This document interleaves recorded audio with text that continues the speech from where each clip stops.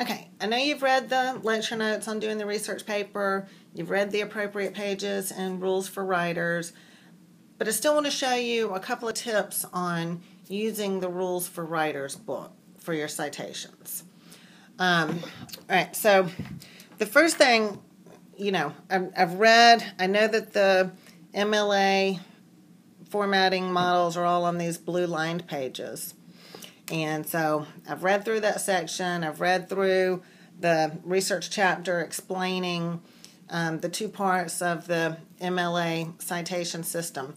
And so now I'm at the point where I have these sources and I need to follow the models.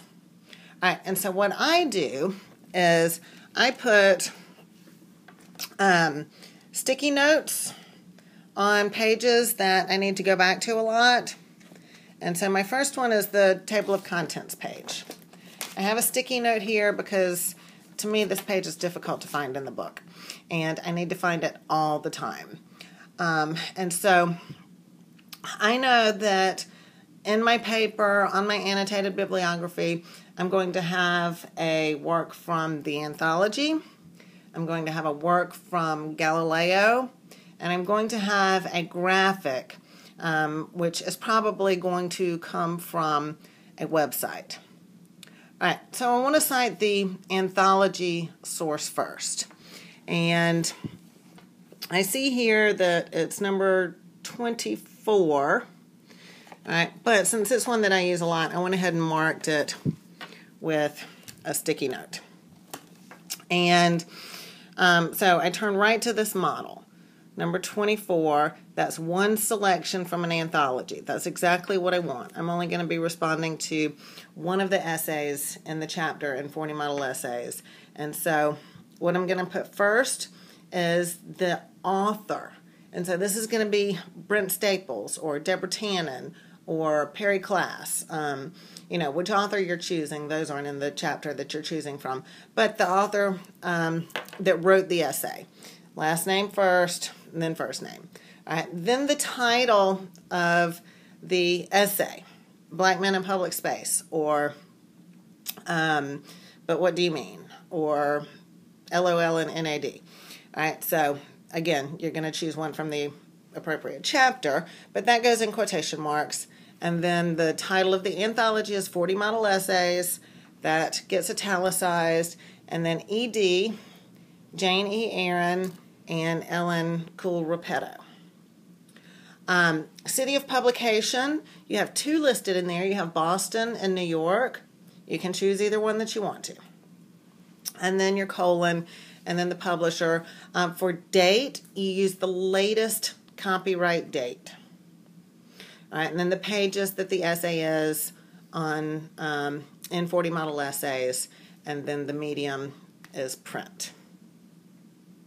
All right, so that takes care of the anthology.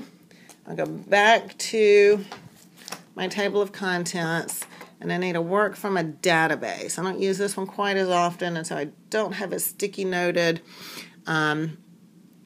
but I can see that it is on page 507.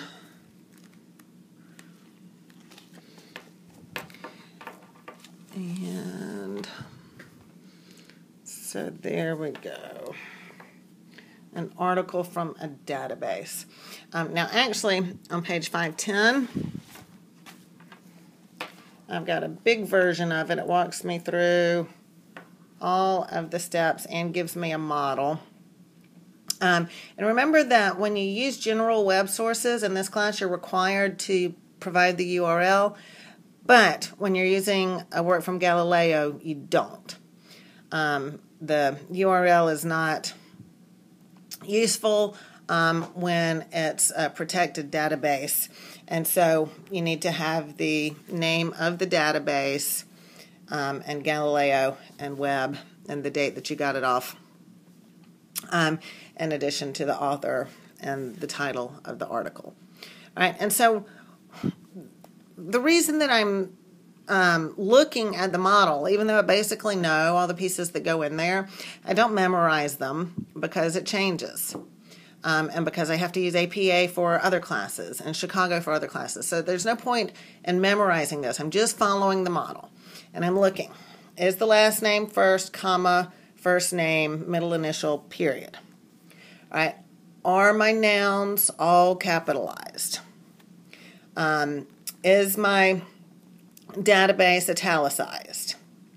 All right. Is my date in parentheses?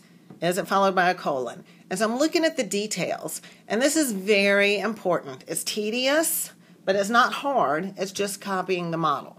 It takes time. But again, it's an easy part of the paper, and it's a silly reason to get a bad grade on the paper because it's so easy. It's just following a model. And this is what employers of our students look for. Are they able to follow a format? When they're on the job, we require things be in a certain format. Can your students do it? And we want to be able to say, yes, absolutely. Look, here's proof of a research paper. All right, so there's the database. Another trick I use when I use Galileo, I do the cite this generator, and I choose MLA, and I copy and paste what they give me. And there's always going to be mistakes. Usually it's the name of the author is not in the right order, or the date is not abbreviated correctly. You've noticed that all of the months are abbreviated with just the first 3 letters in MLA format, except for, of course, June and May. There are no abbreviations for those. But July is JUL, period. And so the citation generator in Galileo is going to make some mistakes with those things, and so I correct them before I add it to my works cited list. But it's a helpful start.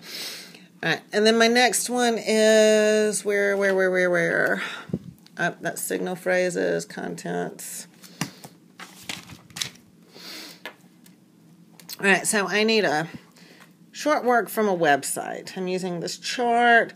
So page 506 is a short work from a website. And again, I'm just using a chart off of the website. I'm not using the whole website itself, or maybe just a page. And so I'm going to follow this format, with the exception of I'm going to add the URL right there. And if I look at the top of this page, I see an example with the URL on there. All right, so I still have all the same information: the author, the title of the article, the title of the site, the sponsor of the site, the publication date or update date, the medium. All websites are going to say web, and the date that I got it off, and then I tack on the URL. So don't use ND unless you've looked through the whole site. If there's absolutely no copyright date anywhere, no update date anywhere, no date below the author's name or anywhere on that page or site, then you can put ND. All right, so other sources, if you do a personal interview or if you watch a video, whatever, they're all in here. If you're not sure which one exactly to use, let me know. I'll be glad to point you to the right page number. Really, that short work from a website can be used for almost anything, but not the personal interview or a book. Anyway, I'll be glad to help. Here's the example of the works cited list that'll go at the end of your paper. For the bibliography, you'll have a paragraph under each one. Anyway, let me know if you have questions about anything. Bye.